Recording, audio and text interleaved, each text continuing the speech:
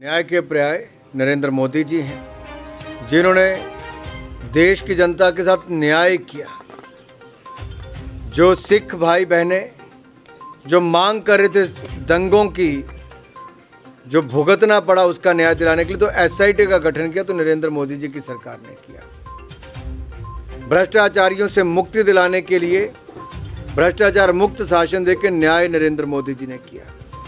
गरीब गरीबी रेखा से बाहर आना चाहते थे तो 13.5 करोड़ गरीबों को, जरूरतमंदों को गरीबी रेखा से बाहर निकालने का कार्य पिछले 5 वर्षों में करके न्याय दिलाया।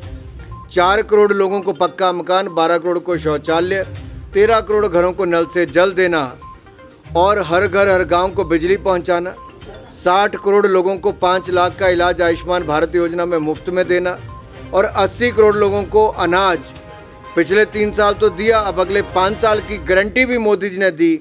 ये होता है न्याय दिलाना। दिलाएंगे जो टुकड़े टुकड़े गैंग के लोगों को अपनी पार्टी में शामिल करते हैं, जो जाति के नाम पे देश को बांटने का प्रयास करते हैं, जो चुनाव हारने के बाद क्षेत्रवाद की बात करते हैं, वो न्याय क्या दिलाएंगे।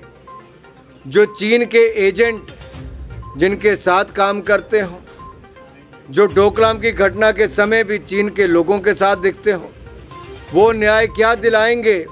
जिनकी पार्टी को और उनके नेताओं को बल सोरोस जैसे व्यक्ति करते हों, वो न्याय क्या दिलाएंगे। जो अपने ही देश के खिलाफ काम करने वाली ताकतों के साथ हाथ मिलाते हों, ये न्याय करने वाले नहीं, ये दिखावा करने वाले आएंगे। जो कश्मीरी पंडितों को न्याय नहीं दिला सके, जब इनकी सरकारों में उनको वहाँ से उखाड़ा गया, उनके परिवारों को वहाँ से पलायन के लिए मजबूर किया गया, ये इन्होंने कभी अपने 60 साल की सत्ता में रहते हुए न्याय नहीं दिलाया, तो अब आप इनसे क्या उम्मीद करते हैं।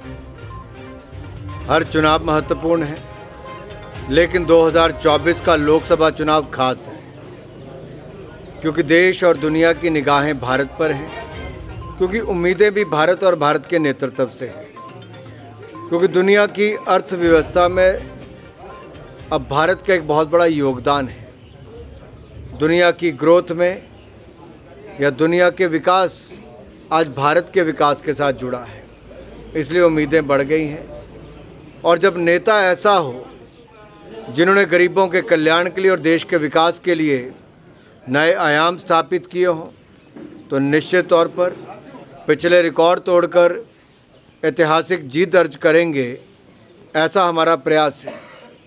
2014 में 30 वर्षों के बाद पूर्ण बहुमत मिला, 2019 में उससे ज़्यादा सीटें मिली, अब 2024 में नया इतिहास रचेंगे।